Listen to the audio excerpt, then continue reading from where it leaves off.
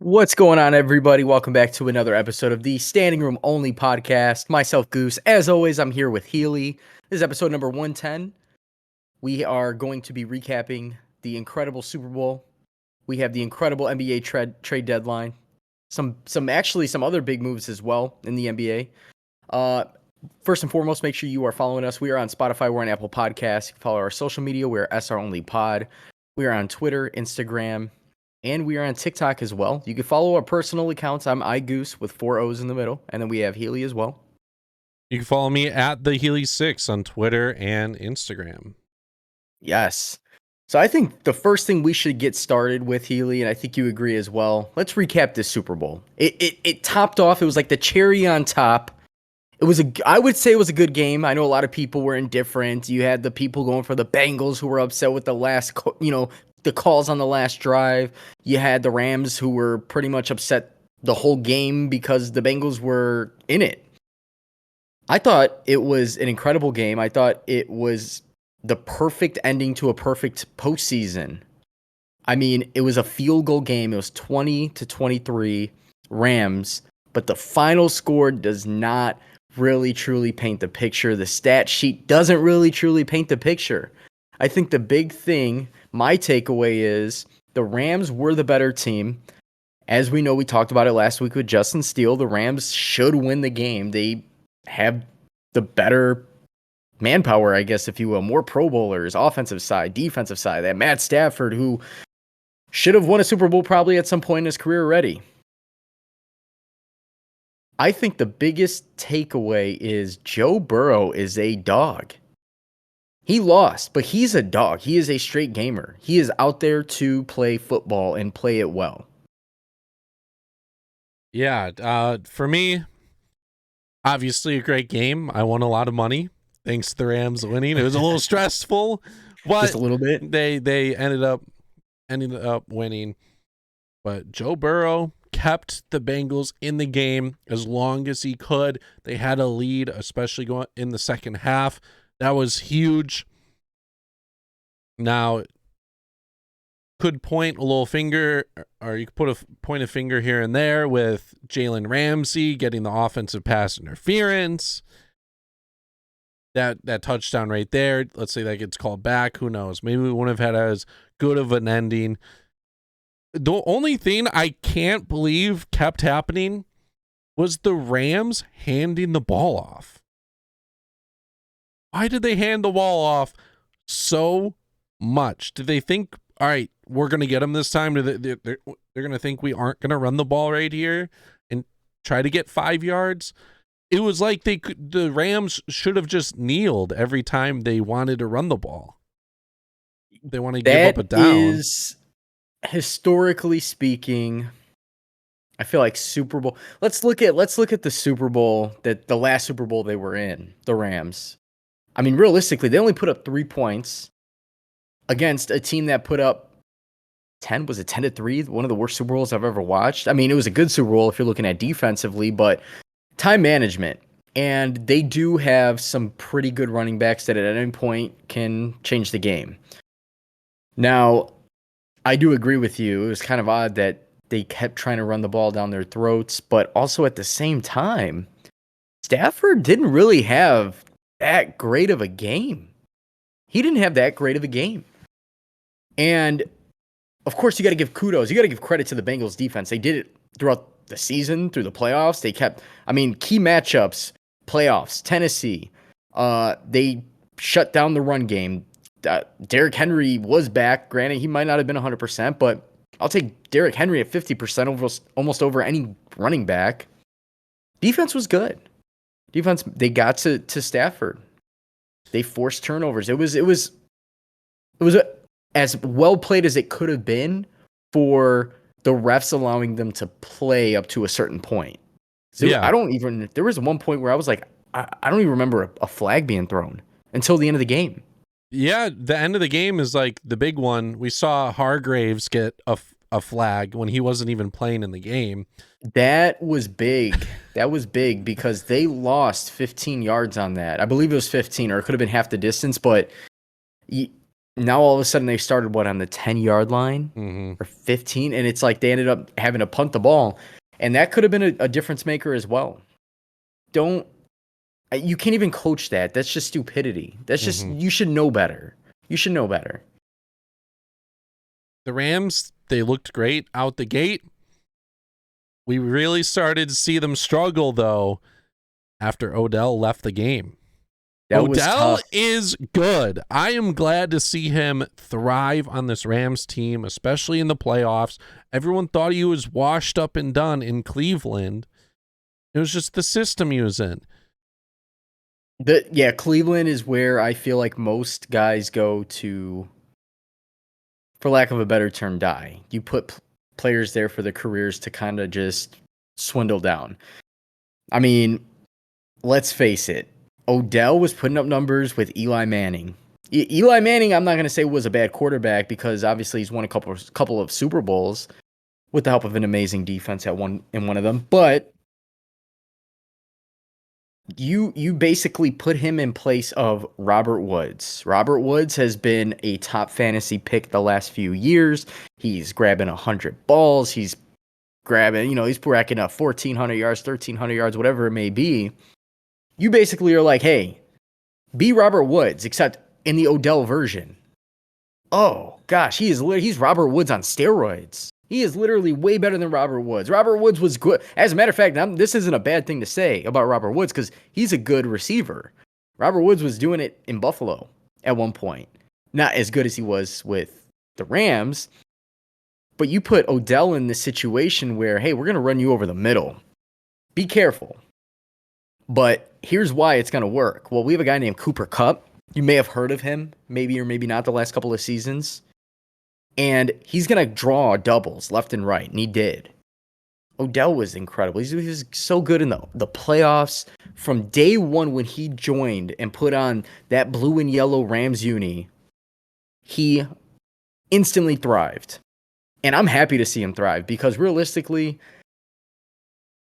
I know Odell gets the diva badge assigned to his name, which whatever. I don't think he's that much of a diva.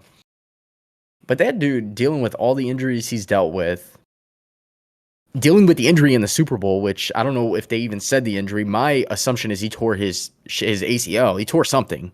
Yeah. To put up the numbers he did, he scored the first touchdown of the game, set the tone. It was huge.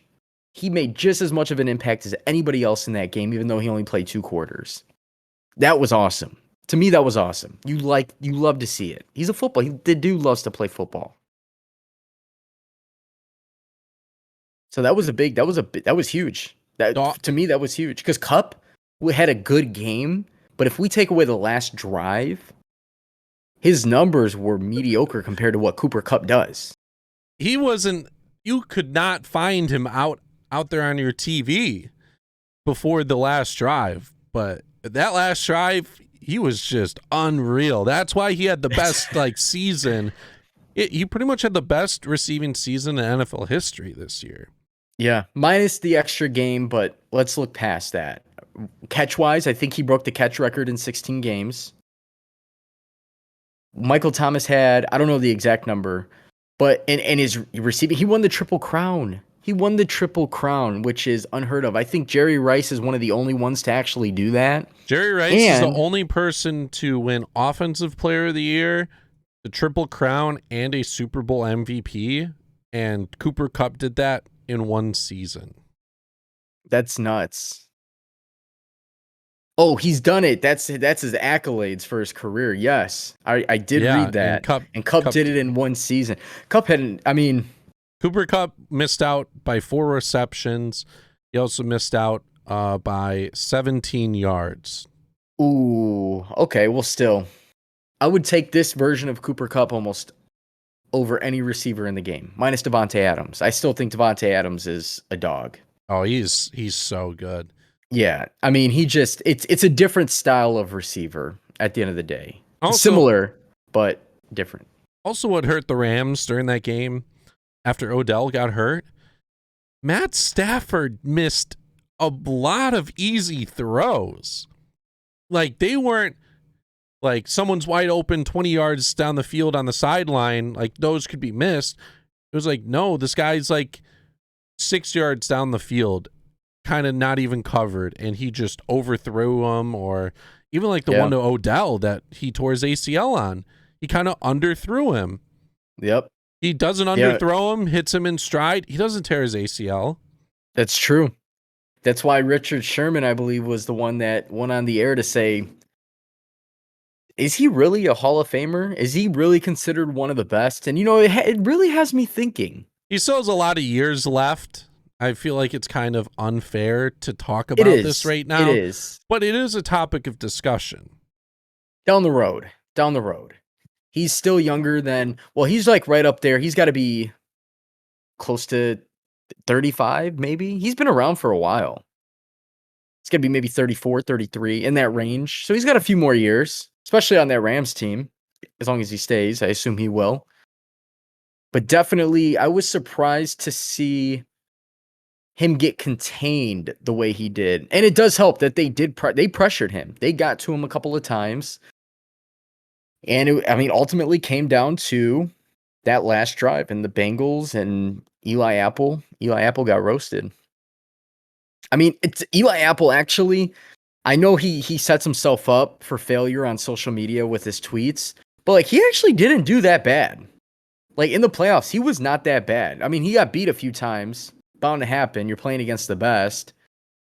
But I'd say he held his own. Now, I wouldn't say he's as good as he thinks he is, but he did okay.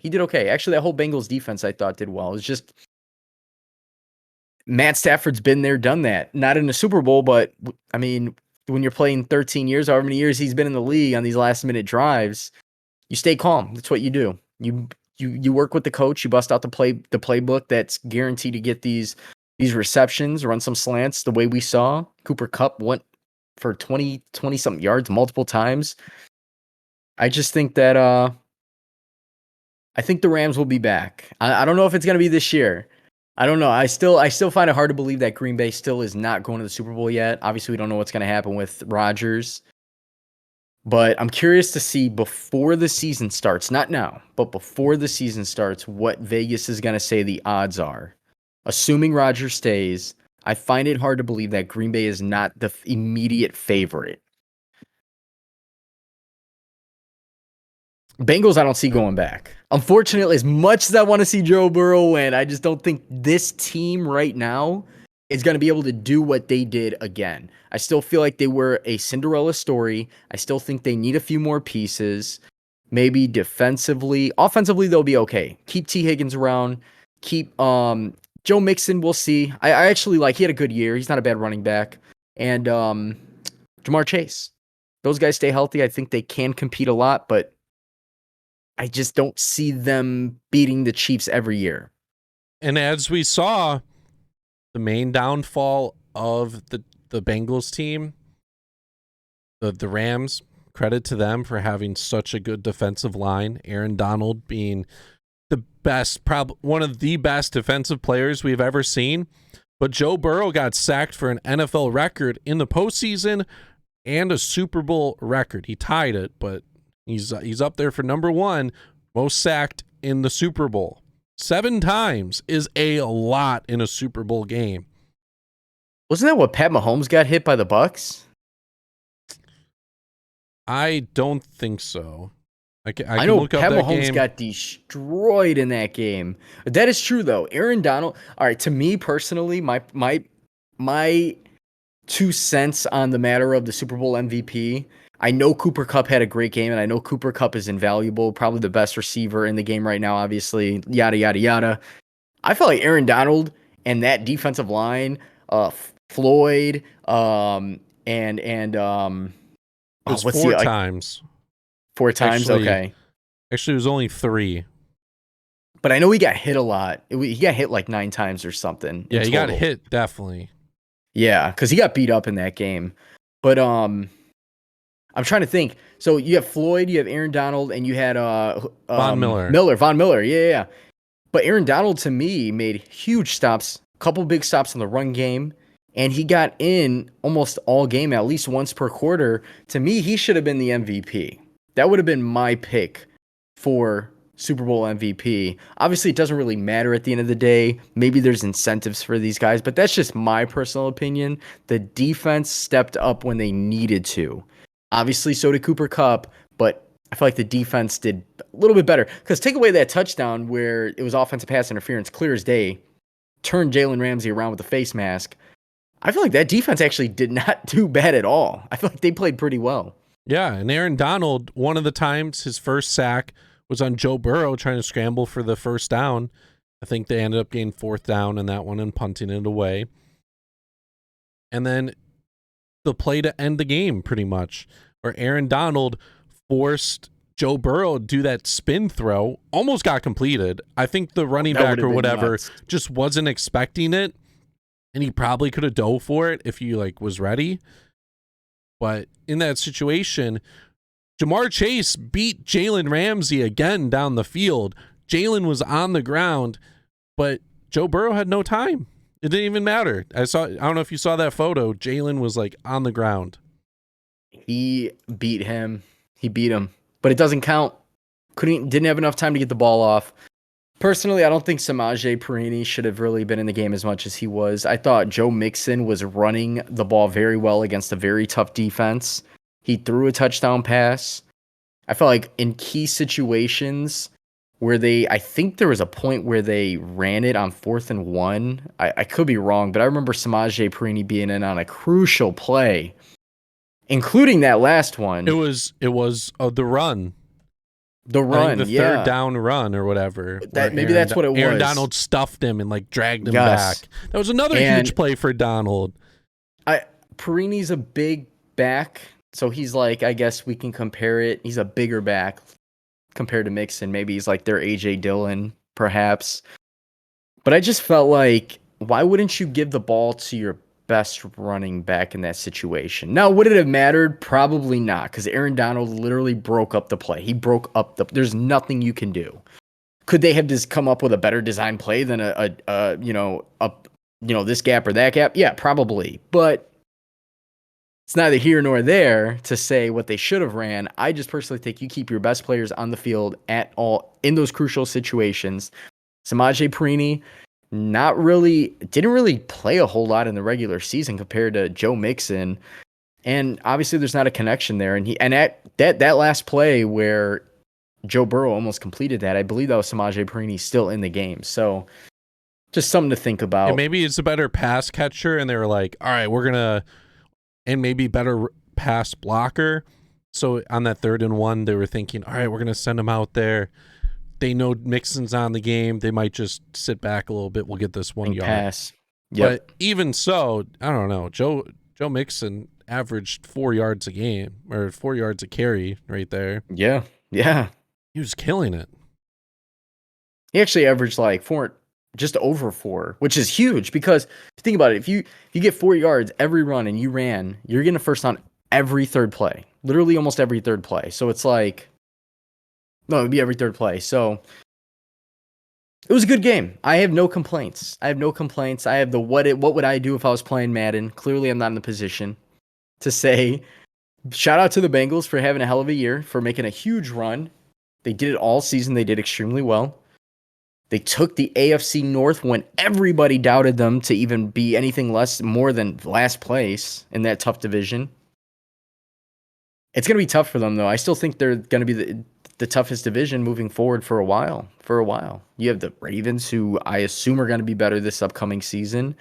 The Browns, we don't know what kind of shit Brown stains you're going to have there. You could see the Bengals be number 2 next year. It's possible. And the Steelers, too, because with Big Ben retiring, if they get the right guy behind center, they're a good team. The Steelers actually are not a bad team. They had a bad year, for sure. Actually, they competed. So they made the playoffs. Exactly. I was going to say they made the playoffs, and obviously they didn't get far, but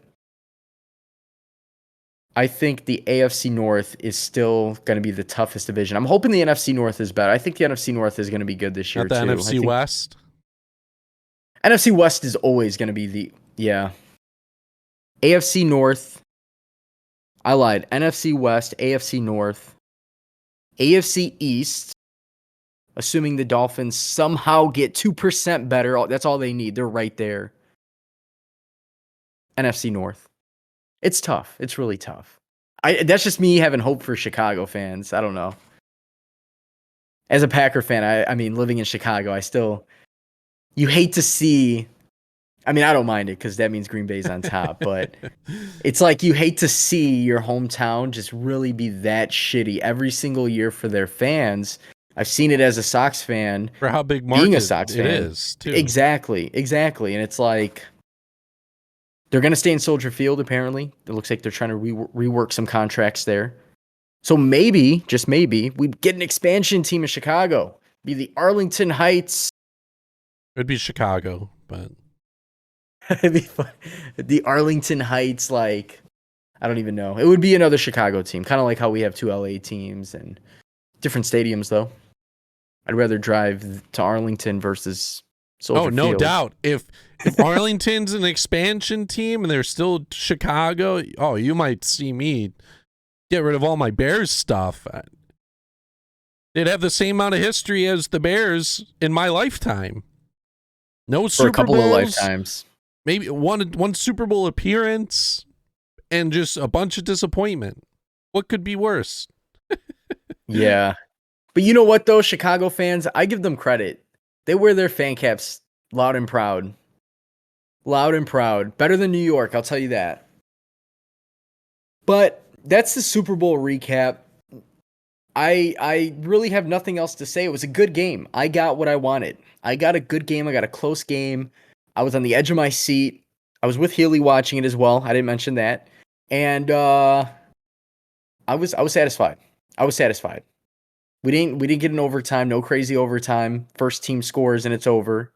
So it was okay. It was okay. Great game for the average fan. If you bet on the Rams to win, though, that was the most stressful game I've probably watched. Those boosts be smacking sometimes, though. Let me tell you, I wish I took your boost. And I told you, too, that Odell was like a must. And it almost also wasn't because he got hurt. Too. The sacks were those were big time. For the Aaron Donald, yeah. I said Leonard Floyd was a lock. I felt like that was a lock. Aaron Donald, Aaron Donald should have been a lock, but I wasn't. I felt like for some reason they were gonna like double team, like bring a guard or the center, which they did for a little bit, but obviously, it's AD. People listening at home, the bets I had on the game. FanDuel did a super boost bet in which Odell, he gets 50 yards, Rams win. It was like plus 150 odds. Did that. He ended up with 52, which was good. So all I needed was the Rams to win. They also did another super boost in which Jamar Chase gets 50 yards and the Bengals win and you win money. If you did both of them, max bet, you were guaranteed either $25 or $75. For me, I almost did that, but I was like, you know what? I'm a little more confident in the Rams winning. I'm just going to go with the Rams. So my other bets that hit as well, I did the coin toss. I won heads. And then the other ones that hit were anytime touchdown score from Odell. And then there's a bunch of sack ones. So I needed Aaron Donald to get 1 sack. I also needed Aaron Donald to get 2 sacks. 2 separate bets right there. Von Miller to get a sack, Leonard Floyd to get a sack. The catch, the Rams had to win for me to win any of those bets. So I was on the edge of my seat the entire game. And what also stressed me out was that I didn't do the Jamar Chase bet. He easily got 50 yards. And even though I would have lost money, I feel like I would have... I don't know if I would have actually lost money. I think I would have just recouped what I would have lost on those other bets. I think because it was an upside boost that if you threw their own individual, because you can't parlay those, if you would have bet on both the same dollar amount, you lose one, but the upside in the other one, I think would have covered and then some. Yeah, it wouldn't have been much. I don't think I would have lost any money. So I only bet like $100 total on the game. And if I would have won the Jamar Chase one, I would have won an additional was plus 250, so 125. I would have finished like still in the positives by quite a bit. It'll be an extra. Yeah, it was 125. So 125 on top of 50, 175. I only put $100 down. I still would have been up $50 or $75. But you needed Jamar Chase and the Bengals to win. Yeah, so I didn't want to go with that. I wanted the maximum profit that I could. It almost bit me in the butt. I definitely got fandoogled or whatever the word is that they said risk-free bet up to $20, and it didn't say new users. Oh no. I lost $20. I'll tell you, I got so close. I got so close on it because I got my anytime with Cooper Kupp. I needed Joe Mixon anytime touchdown. But here's the thing. Even though he threw the touchdown, you have to be the receiver or the running. It has to be a run or a catch. Whoever's in the end zone when the ball is touchdown. So I lost that, and I also lost the only other thing I lost was Joe Burrow for 11.5 yards. I picked the over thinking he was going to run for his life, and he didn't. It was kind of a weird game. I thought for sure 3 yards. Ooh, and Stafford, I took Stafford in the over 5.5, and he got 7 in the first half. So I was good there. So I literally took the kneel at the end of the game. They did. You know what? Now that I'm looking at it, let me see here. He ended up with 6 yards. So 5.5. He was over 1. So that's all I needed. So I literally needed the Joe Mixon touchdown. Joe Mixon got me the yards, and I needed the what was the other thing I said? Oh, Joe Burrow. Joe Burrow for the yards rushing. But it's all right though. It was all fun and games. You got to parlay on the Super Bowl. You gotta do it. Healy doesn't gamble. Look what he did. He won some money. We'll call it beginner's luck. I say he's a wise gambler. Let's put it that way. I rarely win bets, so I'm glad that I was finally up on one day. That's why I don't like betting, because I rarely win. People rarely win. That's why casinos make so much money. Although, shout out to Mattress Mac. He almost won on one of the largest winnings for anything. He bet like so much money on the Bengals to win. They ended up losing. It was like millions. Then some other guy, I forgot who it was, Champagne Poppy Drake, jumped in his Instagram live to congratulate him. He gave him the handshake emoji in his live chat. No idea who the guy was, but Bleacher Reports has been reporting he hit 4 $1+ million payouts this season, and this was one of them. And he could have cashed out. He could have cashed out for, I think the gamble on the Super Bowl was over $100K, and he could have cashed out for like 500 or 600 or 7 something. And he said, I'm gonna let it ride. And he let it ride, and he won like 1.1 mil or something crazy. Shout out to that guy, because you got to have some balls to risk that. You have to have money and balls. I don't have either. So I'm just kidding. Anyways. So shout out to those guys.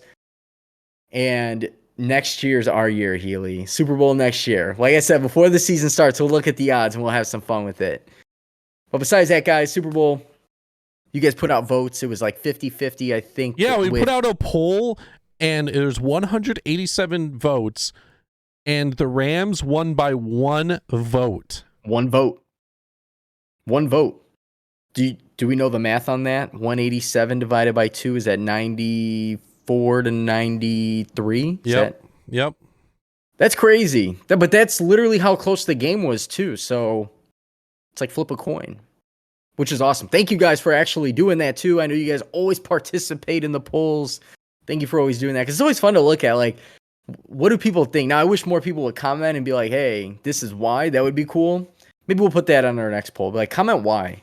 But anyways, that's Super Bowl. We have other big news to go over. As you guys probably already know, from the Shams and from Woj on Twitter, trade deadline hit. There were some big trades. We talked about most of them. The one trade we did not talk about was Ben Simmons and James Harden. Official. Now there's more to the trade. Kristaps Porzingis through, yeah. So let's go through the trades, because there was a few that definitely start off with the big one, the James Harden for Ben Simmons. Those are the two big pieces. We talked about it a little bit last week, but we didn't have the full trade. We just knew that it was a big chance that it could happen.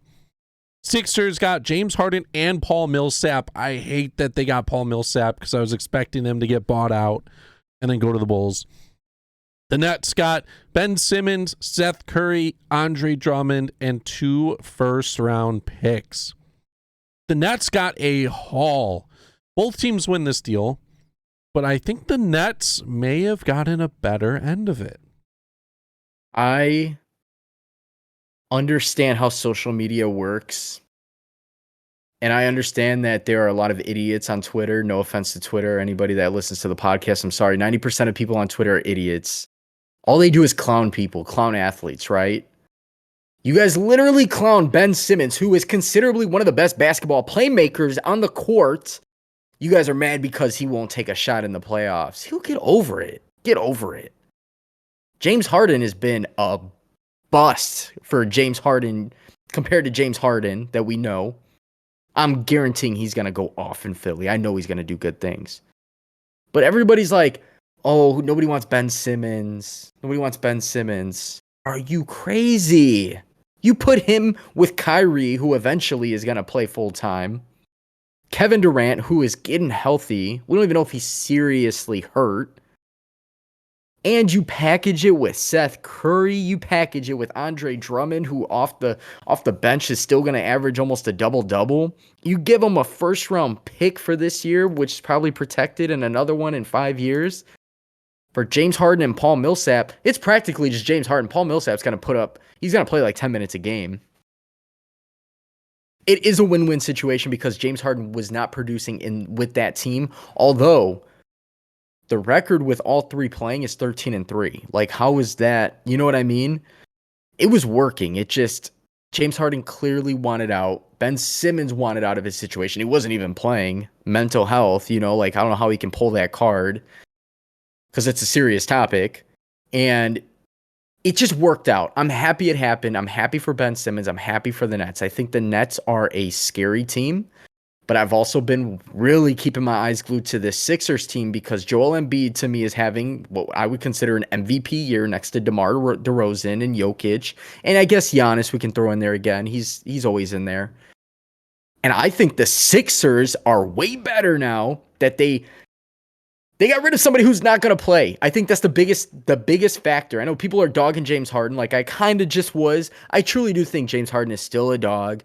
And he's going to bring a whole different dimension to a team. Why? Because it's James Harden, and he's been wanting to play in Philly for as long as I know. He's mentioned it before. Since he's been wanting out. Yeah. But and he didn't go there because Daryl Morey was their GM, and the Houston owner hates Daryl Morey. So he just refused to send him there. Exactly.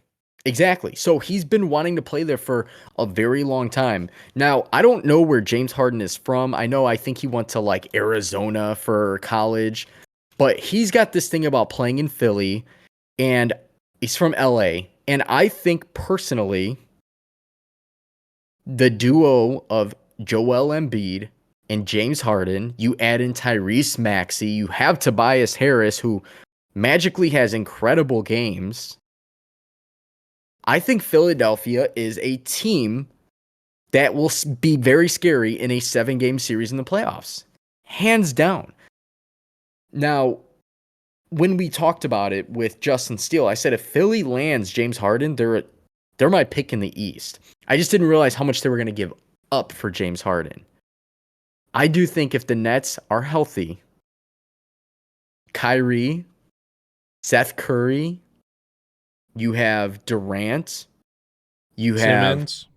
Ben Simmons. You have Blake Griffin, who, when he plays the minutes off the bench, when guys are hurt, I'd say he has some pretty productive games. I wouldn't consider him an X factor. Mm-hmm. Paddy Andre Mills, Drummond. Joe Harris. Is that not a team that can take any team in the East right now? I think it is. Now, of course, we got to see what Ben Simmons does. He hasn't played basketball in a while. What the Nets need to do with Ben Simmons is get him in the Draymond Green role. Play him at the 4, have him facilitate a little bit, so you can have other guys on the court, and he'll be a great defender in that aspect. No disrespect to Draymond Green. Great player. He'll go down in the history books for like what he did on the court. Numbers don't show what he did or like what he does.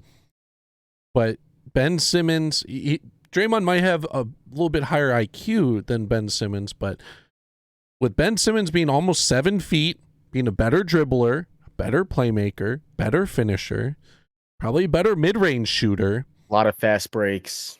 Yeah, he's more athletic and quicker. I feel like he'd play that Draymond Green role way better than Draymond Green does. The only difference is the IQ, and IQ is huge at that spot. Yeah, well, Draymond is essentially running the point quite a bit. I mean, he takes the ball. He's like Jokic plays that position. A lot of guys play that position. Joel Embiid quite a bit. I think Ben Simmons is not talked about enough as being a better playmaker than he is an offense. He's not a scorer. He doesn't score. We know this. Will he have good games? Yes. I think he will be able to get to the 10 better than what we give him credit for. Like, I know everybody looks at a bad playoff series and it's the end of the world. It happens. But let him get going. Let him develop this chemistry with this new team. And who knows what's going to happen? You have nothing but wing players on this team besides, I don't know, LaMarcus Aldridge. But even then, LaMarcus Aldridge has a mid-range game. So, and I know that they do run the ISO a lot. Kyrie runs the ISO, and Kevin Durant will ISO, and all these guys can shoot off the dribble. Mm-hmm. It's going to spread. Imagine spread Ben the floor. Simmons in the pick and roll too. If he could develop that pick and roll and he's the roller, now that's another aspect that could make him really good. It's going to be huge because at the end of the day, James Harden, I can't say he's having a bad year. He's having a hell of a year. It just is bad compared to what we know James Harden to do. But I feel like it's just a better fit for both teams. It's a win. This is one trade where I'm like, I'm happy this happened because it's a win for both teams. And I hate it because I'm a Bulls fan, right? Like, I want my Bulls to have an easy route, but as a fan of the game, I just love to see competition. I hate that the East is always so shit. Whether if it's injuries, bad trades, whatever it may be, the West is pretty bad right now. We'll get to that. The West is bad, especially the Lakers. Well, the Lakers have been bad, but Anthony Davis and whatnot. But who's hurt again? He is hurt again, which I feel bad for Lakers fans, but also I don't because they've won like the most titles, but whatever. Let's get the Bulls healthy. Let's get Caruso back from his broken wrist or his arm. Let's get Levine. Let's hope his knee's okay. He's going to do a little bit of rehabbing. He had to go to LA to talk to his surgeon, see what they're going to do, see what's what. Doesn't seem like anything's torn, which is good. Debo. Probably going to miss the All-Star break. Which is okay. It's okay. It sucks, but at the same time, I'd rather he misses that and stays healthy because we're going to be getting Pat Williams back. Yeah. DeMar DeRozan's balling out. I was at the game where he dropped 40 the other day against the Spurs. Shout out to that game. I had to go see that guy to see DeJounte Murray and Jakob Poeltl against our boys, and it was awesome, man. DeMar like showed up and showed out. Actually, in the first half, it was like Kobe White scored the first like 8 points, and I thought he was gonna drop 50. He looked like the actual Kobe Bryant out there, but that was pretty dope. But long story short, what I'm getting at is the East is gonna be such a dope playoffs. I'm so excited for playoffs right now. I'm so excited. Philadelphia's playing tonight. James Harden's not gonna play probably until after All-Star break. I think he's still laboring a thigh injury or something that they laughed at him about during the All-Star draft. I'm excited, man. This is the first time I'm excited for the playoffs. Yes, because the Bulls are in it, but also the Bulls are good, and there's also like 4 other teams that are going to be very, very tough to beat in a series. Yeah, you got the Bulls, Heat, Bucks, Sixers. The Nets are in the 8th spot right now. Some sneaky teams are Cleveland. They made some good trades. We'll go over one of those. Or we already did with Karis LeVert. Boston, maybe. Meh. You got Charlotte. The Hawks could pop up at some point. The new look. Actually, the Wizards, not really. Because Beal's out the remainder of the year. but there are some sneaky teams that could be in there. I feel like the East is going to be, there's not going to be an easy path to the finals. No, there's not. And just imagine if Atlanta finally stays healthy, and I know they traded away Cam Reddish a few weeks ago. If they stay healthy, Atlanta is still a scary team too in a series. Capella's been hurt. He's finally coming back around. He's taking some pressure off John Collins to play that big man role because John Collins likes to play outside in. He likes to play outside a lot as a wing. I'm telling you, man, I'm going to a playoff game. We are going to a playoff game for the Bulls. First round, I expect the top 4 teams to get a pass. I don't see the Bulls losing to an 8th seed. I don't think the Nets will be an 8th seed. Actually, if the Nets sneak in as like a 5th or 6th seed, watch out. Because that first series would end up being against Miami, maybe Chicago, Milwaukee. It all depends who finishes top seed. Then I'm worried as a Bulls fan. Besides that, oh man, second round, third round, it's going to be nuts. It's going to be nuts. But that's the first trade. That's only trade 1. Big trade. Other trades in the league. Mavericks and the Wizards completed a trade that I didn't even know that they were really shopping Kristaps. I know he's always been in the trade rumors the last couple of seasons. And Mavericks ended up receiving Spencer Dinwiddie, who hasn't really done a whole lot in Washington. He and just Davis got signed there this year, too. Yeah, and he's been a weird fit for them. Let's put it that way. And Davis Bertans, Wizards got Kristaps Porzingis and a second-round pick for next year, which I think is a double win right there. Now, the Mavericks, I don't know. I don't think that this is the year they're going to compete. I don't think they're going to try to compete this year. It was kind of weird that they had to give up a pick to get rid of Kristaps. I don't know if they just wanted to get him off the books and they're going to really go heavy for the free agency period. I don't know the status of Dinwiddie's contract. I know he's a pretty high-paid player. Not the highest, but he makes a lot for what he does. So we'll see what happens there. Celtics and Spurs made a trade. I was kind of shocked to see this. The Spurs traded away Derek White, who in games where he was expected to step up and log the minutes, say DeJounte or some other guys were out, he played pretty well. So the Celtics got Derek White in exchange for Josh Richardson, Romeo Langford, 2022 first-round pick, which could be key for the Spurs, depending on how they really position themselves, and a 2028 first-round pick swap. So it's Spencer Dinwiddie, going back to the last trade, though. Gets paid 17, 18, and then $18 million 2 years from now. So that's not horrible. He's there for the next 2 years. I think the main piece from this, their salary cap situation, too. Total cap situation, it's only 115 this year. It's 149 next year. Full cap allocation. I don't really know how to read this. Anyway, so I think they did that, though, because Jalen Brunson is going to be an unrestricted free agent. And now Dinwiddie could play that backup point guard, shooting guard role. Because Jalen Brunson's pretty decent. I don't see them re-signing him. Brunson's been starting at I don't know how they have their positions. It's because Luka. The salary cap goes up because Luka's only getting paid $10 million this year. Next year he gets paid $35.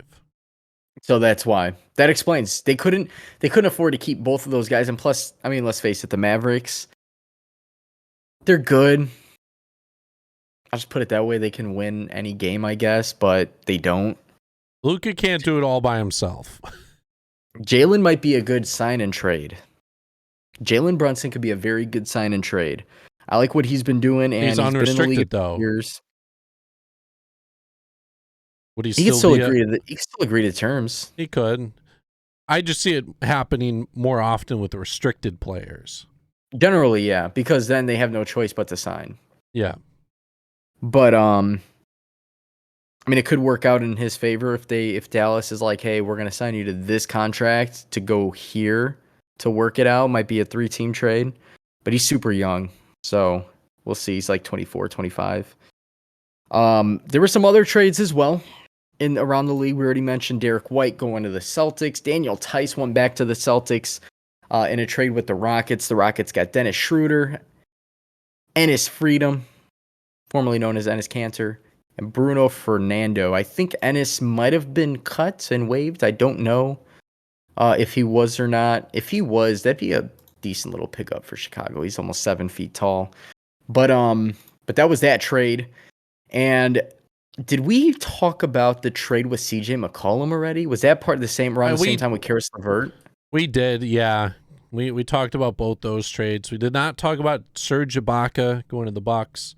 Bucks had a couple sneaky pickups. That was huge, I think. I think that was huge. Another good defensive piece. They're already a really good defensive team. As a matter of fact, another guy with Serge Ibaka. That was a big trade. Yeah, because so that was a 4-team trade. And so like the details of it was the Bucks are getting Serge Ibaka. They get a second-round pick from Sacramento, second-round pick from Detroit, cash considerations from the Clippers. Clippers get Rodney Hood, which, okay, Semi Ojeleye, both from Milwaukee, and then Vanja Marinkovic from Sacramento. None of those guys really are going to be difference makers once the Clippers become fully healthy with Paul George and who's that other guy? Kawhi Leonard. Kawhi Leonard. I don't think we're going to see much of those guys. And the Kings made a pretty good trade. They grabbed Josh Jackson from Detroit, Dante DiVincenzo from Milwaukee, who has very high ceiling, very much potential. Trey Lyles, who's had some good games this year when he stepped into his role to start some games. They got a second round pick from Detroit, David, and some guy named David Michinow. I have no idea who that guy is. And the Pistons got Marvin Bagley III, which is huge because Sacramento's been wanting to get rid of him. He's been wanting out of Sacramento. Finally, he gets to go to Detroit, where he might still only play 10, 15 minutes a game, but it worked out for, I think, Milwaukee, and it worked out really well with the Kings, who obviously are trying to figure out what's going on. They got Sabonis before. They traded away Halliburton. They still have De'Aaron Fox, so we'll see what happens there. And also, there was a few more, actually. There's a lot of trades. Hornets get Montrezl Harrell. I love that. Love that trade. He hasn't fit well with the Lakers. He didn't really fit well with the Wizards. He goes to the Hornets, which I think is his hometown team pretty much. And he seemed to have some good playing time and good games so far. I saw a video of him getting a lot of love when he got there and him just enjoying himself after a game. The Hornets have been hurt. That's huge. And Montrezl Harrell, actually, coming off the bench for Washington, is very productive. I like Montrezl Harrell because he's gritty, grabs boards when he needs to, and randomly I don't want to even say randomly, he can score the bucket. He can score at the bucket. So I think that was a good trade for the Hornets. Am I a little Hornets biased? Have they become one of my favorite teams to watch besides the Bulls and the Hawks? Yes, definitely. So that was a good trade. That was definitely a good trade.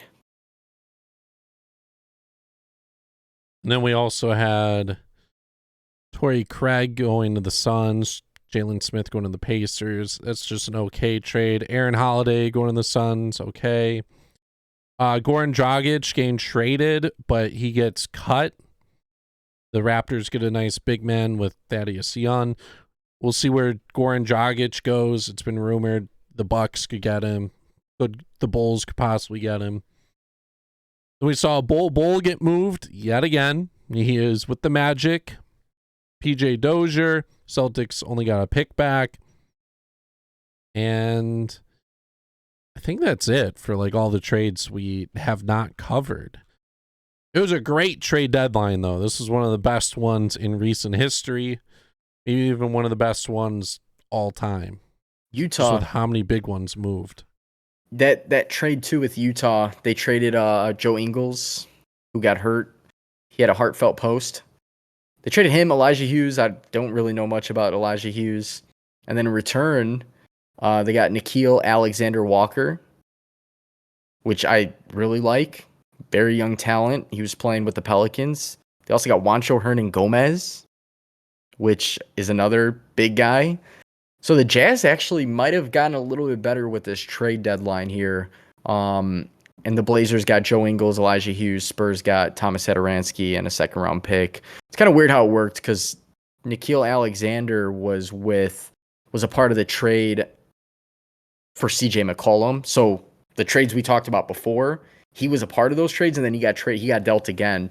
But it actually works that he's with Utah because I think Utah is going to compete and he's going to get some good playing time there. So. But that trade deadline was actually pretty good. I was hoping the Bulls made a trade, but they didn't. Instead, just reported last night into today from Rick Carlisle himself. How crazy is that? The coach of another team was letting the media know where Tristan Thompson is going to sign. Kind of weird, definitely weird. But you know what? I mean, that was just so Tristan Thompson was a part of the trade where he went to Indiana, and he wasn't going to play. They had nothing there for him. He had a big game yesterday, though. He did, which is good because the Bulls need a big guy. We've been talking about it. And so he's signing with the Bulls. Tristan Thompson, 31 years old. He's won a ring, been in many playoff series. He's done some stupid shit on the court, but who hasn't? I think he's going to be with this team, with the coaching, Billy Donovan, the veterans, Vooch and DeMar DeRozan. I think he's going to fit in pretty well, even if he only give me 15 minutes a game. Give me 15 solid-ass minutes a game from a guy who has played power forward, he's played center, he's 6'9". Give me some. There is at one point he's one of the best offensive rebounders in the game. Give me it. He's going to be a difference maker, especially in situational lineups deep in the playoffs where we need that gritty veteran big guy to run the four. So we're not stuck with Javonte Green running the four. No offense to Javonte Green. It's just, you know what I mean? It's just having a guard run the four all game. It just doesn't do it. I know Derrick Jones Jr. is back, but. And only having Vooch and Tony Bradley as the big guys, it's been brutal. Like Tony Bradley's Vooch is bad defensively. Tony Bradley's just the same. It is bad. So I like the pickup for now. Maybe we see some other guys get dropped and they pick up someone else, and Thompson maybe falls out of the rotation that way. I have no idea, but I like the pickup for now. Absolutely. I'm excited. Like I said, health is going to be the biggest factor for the Bulls. DeMar DeRozan is playing incredible. Lights out. I mean, broke a record. Wilt Chamberlain's, what was it? Most consecutive games with 35 plus points while shooting over 50% from the field. Yep. There was a couple games he literally dropped 40 or 38 points without shooting a three. Think about that. And Durant even had to give him his roses, had to shout him out on Twitter, basically, or on Instagram, one of the two, saying, yo, you did this based on fundamentals and skill. You're not sitting here firing up 15 three-pointers and hope that you shoot 35%. No. You shot over 50%, drilled, I don't know how many buckets from mid-range. He's probably way over 50% there. And I'm thankful that he was the worst signing in the history of the Chicago Bulls, according to ESPN. The Bulls will end the first half of the season either tied for first or they are going to be in first place. The Miami is currently losing right now, so they might have sole possession of first place entering the All-Star break. I'm excited for this weekend to watch the competitions. I'm just looking up who's participating in what. So we have the skills competition, or you have the Future Stars game, whatever, Rising Stars. There's 4 teams. There's 2 separate games. I don't know the times per quarter that there's going to be for that and how it's exactly going to work with the 4 teams. I think they have 4 teams just so we can see everyone play. I have no idea. Anyways, Saturday, skills competition, 3-point contest, slam dunk contest. Skills competition changed. Have you seen that?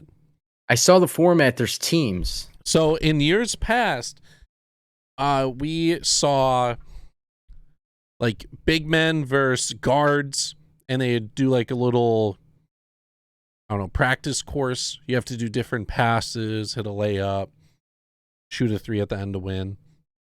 Changing up this year. There's 3 teams participating in this. They're trying to give it a new look.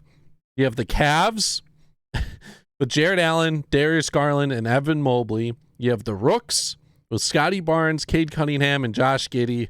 And this last one is crazy just because one of the players is not even in the NBA. You have the Antetokounmpos with Alex, Giannis, and Thanasis. Oh, that's kind of dope.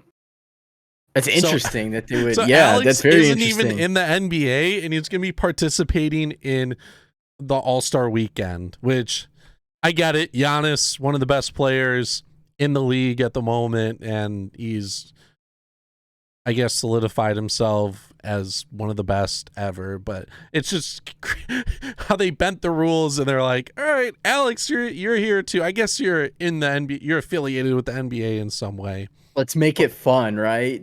You know what? That's kind of cool, though. That's kind of cool. I mean, It reminds me of way back in the day where they had like a WNBA player, a legend, and a current NBA player. that You wasn't remember even that that? long ago. That wasn't Yeah, even that, dude. That was just a few years ago they were doing that. And they would always have, they would have the legend, the WNBA star, and the NBA star, and they would do the I think they would have to do, I think like at a the end, the last mid-range. thing, like a mid-range Yeah. and a half court shot. Yeah. Oh yeah, I remember that. Dude, All-Star, I love NBA All-Star weekend. I think out of all the All-Star games, NBA has got to be by far the most fun. So at some point, somebody gets ticked off, like in the All-Star game especially, and we start to see these guys compete a little bit too. Mm-hmm. So There's gonna be 4 rounds for the skills competition. Round 1 is team shooting. So all players from the team will participate individually with their 2 teammates rebounding. Each player has 30 seconds to shoot from 5 different spots on the court, ranging 10 to 30 feet. Players cannot repeat the same shot consecutively. Shots made from each shooting location will have different values. Individual player scores will be added together to determine the team score. Highest team will win round 1 and earn 100 challenge points. So basically, you're going to see all 9 players shoot from different spots, and then they're going to combine all that. There's round 2, team passing. All players on the team will participate together. Each team will have 30 seconds to complete passes into 3 oversized moving targets, which vary in size and distance. Each team must make at least 1 pass attempt at each target. Individual players cannot make 2 consecutive passes to the same target. Completed passes in each target will have different values. Team with the most points will earn 100 challenge points. And then the third round, team relay. Again, all players will participate. Each player must complete the course, which is 5 skills in the following order. Throw an outlet pass to a moving target from the baseline. Dribble down the court through moving pylons. So this is what we've seen in the past. Make a short shot, make a 3-pointer, and then dribble to the opposing goal and make a basket, dunk, 3-pointer, whatever. Team with the fastest time will win round 3 and earn 200 challenge points. So first 2 rounds, 100 challenge points. So 2 teams could win. The team with 0 points in round 3 could get 200, be in the lead. Final round, only 2 teams participate. So 1 team gets eliminated, and then the final round is a half-court shot. So 2 teams will compete 1 at a time, and all players on the team will participate in trying to make a half-court shot. Team 1 will set the time to beat with a made shot or expiration of the clock, maximum 1 minute and 30 seconds. The team that makes the half-court shot in the fastest time will win. In case of a tie, the 2 teams will repeat the final round. okay. So we got some action, but that's only one. That's just the skills challenge. Mm-hmm. We have. I'm kind of leaning towards the Rooks in this one, though. Yeah, you said Scotty Barnes is in it. Barnes, Cunningham, and Giddey. Oh, they're winning, bro. There's no way they're not. There's no way they're not winning that. The Antetokounmpos, the Greek Freaks, that's cool. But yeah, my money's on the rookies for sure. And then besides that, The dunk contest obviously is probably going to cap off the night. 3-point contest, I know we talked about who's in that. And so there's those two. The Rising Stars Challenge, is that Friday or is that Saturday as well? Rising Stars is tomorrow. So that's tomorrow. Are they doing the Celebrity All-Star Game? I believe they are. Oh, the two teams that play tomorrow are the 4 teams. Whoever they're playing against each other, and then whoever wins both those games then play against each other in like a final game. For the Rising Stars? Yeah, there's 4 teams. Whoever wins in 2 yes, games. I did see that. I saw that. I don't know the format for that though. Is it just like 2 quarters? Is it a half? Is it 1 12-minute quarter and then they're going to play like a schedule of events? This is all like brand new. The Celebrity Game is 7 p.m. Eastern. Okay. So basically the Rising Stars games 1 and 2 will be played until a team reaches 50 points. And then game 3 will be until a team reaches 25 points. Okay. Not bad. No quarters. It's a little bit quicker. I guess there's going to be more competition because only to 50 points, you aren't going to see a 135 to 125 game. I will definitely be watching that. I know Io Desumu is in the game for the Bulls. I don't know. I know we went over the list already that they had. I assume Scotty Barnes is going to be in that as well, and all the other rookies. Kate Cunningham, Evan Mobley, I assume is going to be in that. So that's always fun to watch. That's always fun to watch because you're literally getting the future. I mean, they are the rising stars. Dunk contest, Saturday, 3-point contest. I will definitely be watching that. More likely to watch that versus Fridays, like the Celebrity Game. The Celebrity Game's cool. It's kind of cool to see those guys go at it, especially if Kevin Hart's playing. He's kind of funny out there. But and then, of course, ultimately Sunday is going to be the All-Star Game, which, like any other sport, All-Star Games don't really mean anything. It's just a little bit more interesting to watch these guys kind of compete against each other. Usually they go hard in like the last quarter or whatever the format's going to be. I believe they're going to do 4 quarters again. So that'll be fun. Let's do a prediction for not the All-Star Game and whatnot, but for Saturday. I think we agreed the rookies are probably going to win. Skills competition, 3-point contest. You have Desmond Bane, Luke Kennard, Zach LaVine, probably going to get replaced. I don't know if they have already replaced him. CJ McCollum, Trae Young, Fred VanVleet, Karl-Anthony Towns, and Paddy Mills. That's tough. Trae Young seems to be like the obvious pick. Like to a casual fan, you'd probably see him and be like, "Oh, I'm going Trae Young." I'm not though. I'm not going Trae Young. I actually wouldn't even go Zach LaVine. Zach LaVine's been hot, but I'm not gonna even go in Zach LaVine. Well, would he even participate? He wouldn't even. We don't even know if he's gonna participate. Will he have a replacement? I don't know. I'm gonna go off the books here. So I really like Kennard. I think as for a 3-point contest, Kennard would be really good. But I'm not even gonna go Kennard. I'm not gonna go Luke Kennard. I'm gonna go outside the box here, and I'm dwindling down between 2 guys. I need to look at this lineup here. Yeah. Oh, he's actually the favorite. Okay, I am going with Fred VanVleet in the 3-point contest. I just looked to see who is the favorite, and it's him. Trae Young's coming in at a hot second. Desmond Bane actually is going to be really good too. Desmond Bane's been shooting lights out. Karl-Anthony Towns, if you guys want to win big, and if he does win, he's a plus 1,200 right now. So I'm going to go with a little underrated pick. I hope this doesn't burn me. I want to go Paddy Mills. Paddy Mills would be a good one. He's been having a fantastic year. He's always been the 3-point type guy. I feel like in that type of setting, he could thrive. Oh, actually, Fred VanVleet and Paddy Mills are tied. They're co-favorites. Oh, okay. I didn't even know that. But like you said, to a casual fan, you wouldn't know that. You wouldn't. Yeah, everybody, I feel like, is going to go. Trae Young might actually be a good pick at plus 490, but the other guys are plus 440. What that means, you bet $1, you win $4.40. You bet 100, $440. That's all that means with those odds, guys. So that's going to be a good one. I'm still sticking with Fred VanVleet, even though he's a favorite now that I know that, but I really didn't want to go with a favorite, but I didn't think that he would be. I didn't either. I thought for sure it'd be Trae Paddy Young. Mills. I just know Trae Young's so streaky. Like, if he's off, he's off. You I thought it know, would have been like Kennard as like the favorite. Kennard's a very good. I feel like he's been in one before. I could be wrong. And then dunk contest. This one's gonna be tough because you never know. Like, guys who dunk in game, or guys who don't normally dunk in game, can end up being a really good dunk contest dunker. I'm just gonna stick with, I guess, the obvious. I don't know if it's the obvious, but I'm going to go with Jalen Green of the Rockets.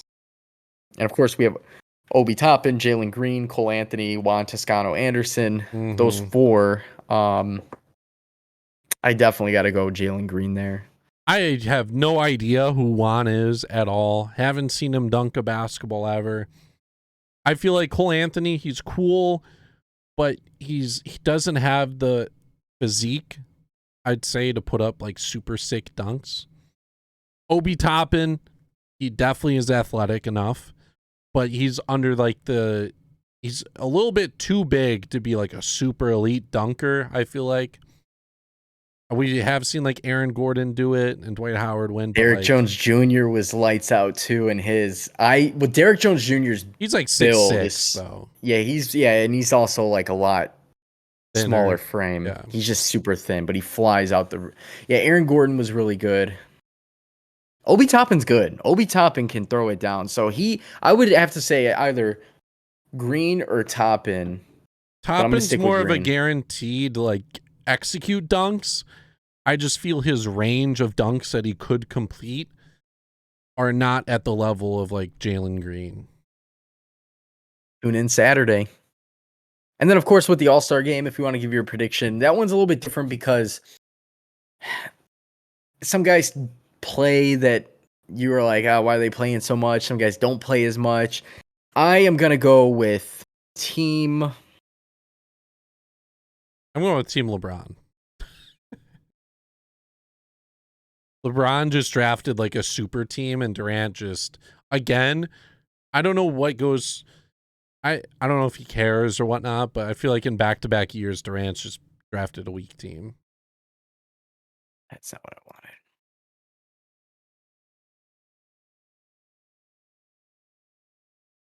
Because with Team LeBron, you have like Embiid, Giannis.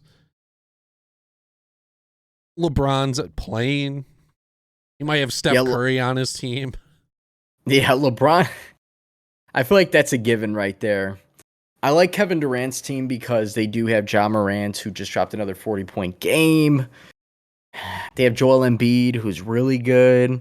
Trae Young's obviously really good. Durant? Yeah, he's under Team Durant. Okay, so I was wrong in that aspect. But is Jokic on James? Yeah. Okay. Yeah. That makes sense. I can only see Team Durant's team right now. But I'm going to have to go Team LeBron. I feel like that's like a must. Here we go. This is what I want. All right, so Team LeBron. James Harden's not playing. Yeah, it's LeBron, Jokic, DeMar DeRozan, Giannis. Those are my notables. Kevin Durant's team, still pretty good. Kevin Durant is a very good team. I just don't think that they're as good. Devin Booker, he's good. Yeah. Joel Embiid's good, we know. Gobert's great defensively. Maybe he makes some big stops in the game. LaVine's out, more than likely. LaVine is going to try to participate in the All-Star weekend, but it's very not likely. Chris Middleton, yeah, he's good. John Morant, okay. Jason Tatum, Karl Anthony Towns. Andrew Wiggins, I'm not excited for. I give two shits about Andrew Wiggins. He's a great player. I mean, he's an all-star for sure. His starter is kind of weird, but whatever. Team LeBron all day. and it's not even going to be close. I'm saying like 8. I don't know what the over under is, but plus you'd have to give Durant's team like a +8. I think LeBron's going to cover 8 points, 7.5. Okay. Yeah, I don't see it really being close. Over under is probably like 565. No, I don't know what the over under is. I haven't looked at that yet, but that'll be our predictions. And that's going to wrap up the episode. We will be on Twitter for All-Star Weekend, so make sure you guys are tuning in. We'll be tweeting out the dunks, the 3 points, the skills competition. We'll tweet out Kevin Hart performing a layup because he's 5'3". I really can't talk trash because I could barely touch the net. But make sure you guys tune in, follow us, our social media, SR Only Pod, Twitter, hit us up. We're on Instagram as well and TikTok. Follow our personals. I'm iGoose with 4 O's, and we have Healy. Follow me at the Healy6 on Twitter and Instagram. That'll do it. See you guys next week.